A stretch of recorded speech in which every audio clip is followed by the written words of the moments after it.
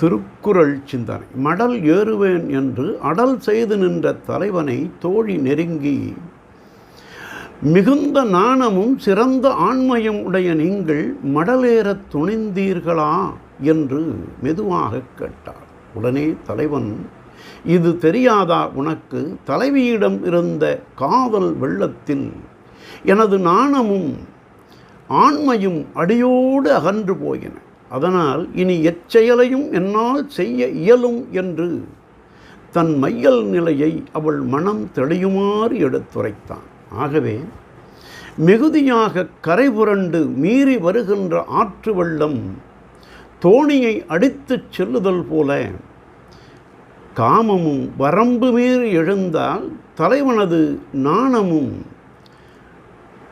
ஆண்மையும் தொலைந்து போய்விடும் என்றும், அதனால் மடலேறுதல் முதலிய எச்செயலையும் செய்ய துணிவான் என்றும் தெய்வப்புலவர் நாணுத்துற உரைத்தல் அதிகாரத்தில் காம கடும்புணல் உய்க்குமே நானொடு நல்லாண்மை என்னும் புனை என்றார். நாளையும் சிந்தி.